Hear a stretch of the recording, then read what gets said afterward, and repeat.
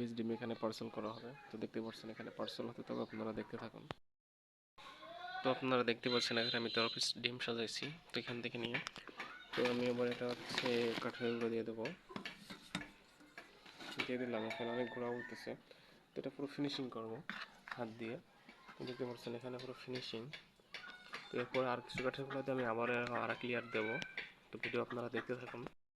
Viewers, আবারও আমার আরেক লাইন দেওয়া হয়ে গেছে। এবার আমি এরপরে আবার আরেক লাইন কাঠের ভুসি দেবো, দিয়ে পুরো ঢেকে দেবো, দিয়ে তারপরে আমি আবার দেবো। তো দেখতেই পাচ্ছেন আপনারা টাইগার মুরগি বীজ ডিম আমি পার্সেল এইভাবে করি। ভিউয়ার্স দেখতেই পাচ্ছেন আমার এটা 3 নম্বর লাইন চলতেছে।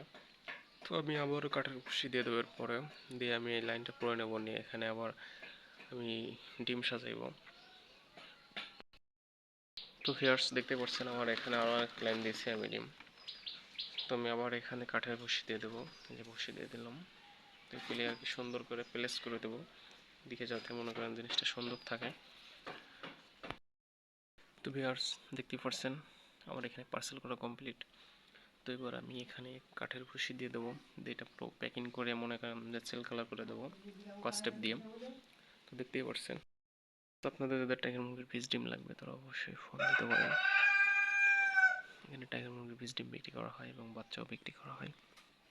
তো ভিউয়ার্স দেখতেই পাচ্ছেন তোমার একটু সমস্যার কারণে কথাটা ক্লিয়ার উঠতেছে না। তো যাদের টাইগার মুরগির বীজ ডিম এবং বাচ্চা লাগবে তারা অবশ্যই যোগাযোগ করবেন। ফোন নম্বর দেওয়া আছে, ফোন দিবেন। আসসালামু আলাইকুম।